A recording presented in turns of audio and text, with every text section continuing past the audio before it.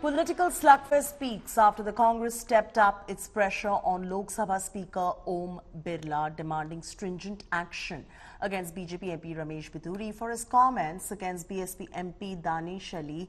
The BJP is now demanding action against Haryana Congress President remarks against Prime Minister Narendra Modi. Take a look at this detailed report.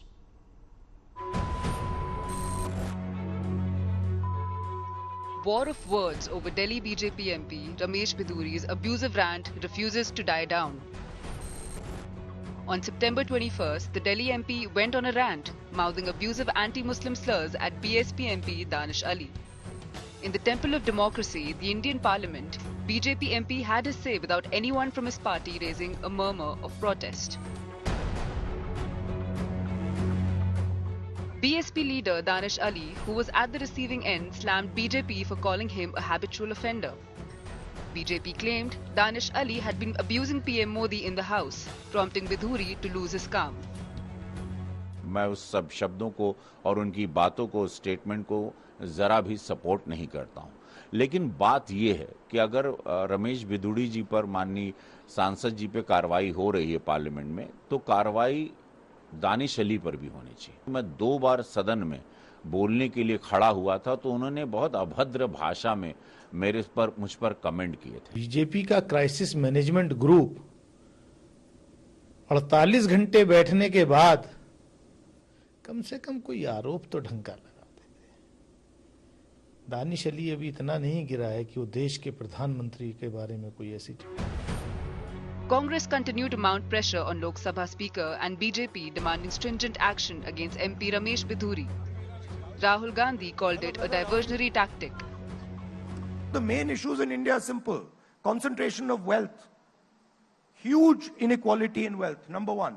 Number two, massive unemployment. BJP can't contest those. Right? So, let's have Mr. Biduri make a statement. This is all distraction. We know it. We understand it. And we're not going to let them do it. BJP has accused BSP MP of provoking Ramesh Biduri and has demanded action against him. कोई speaker यदि बोल रहा है उसको बार बार provoke कर रहे हो, रमेश बिधूड़ी जी को प्रोवोक किया और उसमें भी आप प्रधानमंत्री जी को इस तरह से डेरोगेटरी रिमार्क्स के साथ प्रोवोक करोगे तो स्वाभाविक है कि वो प्रतिक्रिया होगी। Biduri refused to comment on the developments, saying he has given his version to speaker. No comment. वो स्पीकर साहब देख रहे हैं, उसमें मैं कोई कमेंट नहीं करूंगा।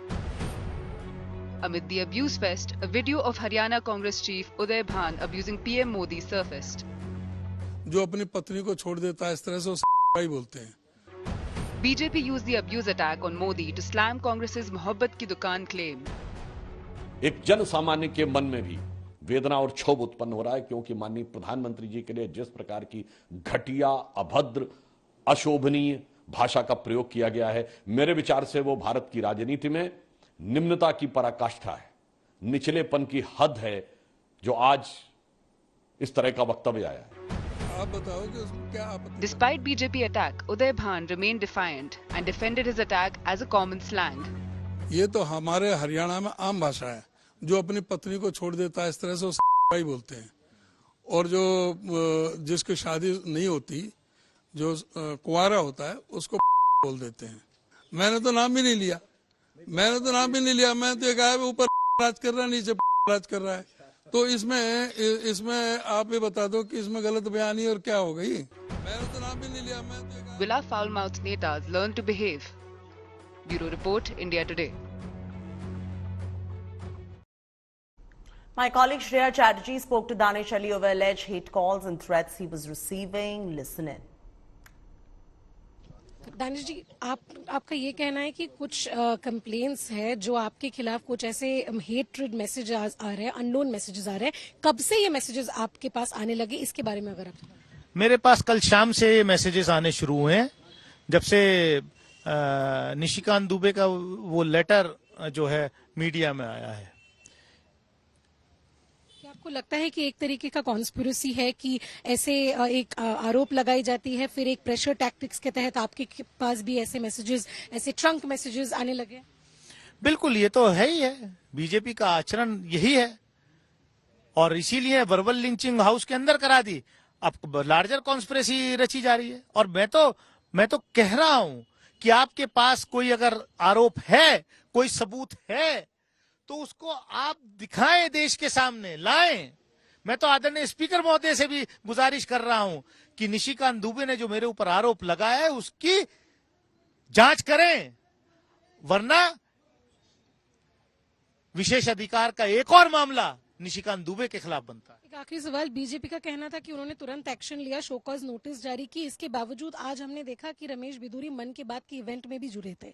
ये नॉर्मल तरीके की उनकी जीवन चल रही है, कोई ठोस एक्शन हमें दिखने को नहीं मिला, इस पे आप क्या कहेंगे?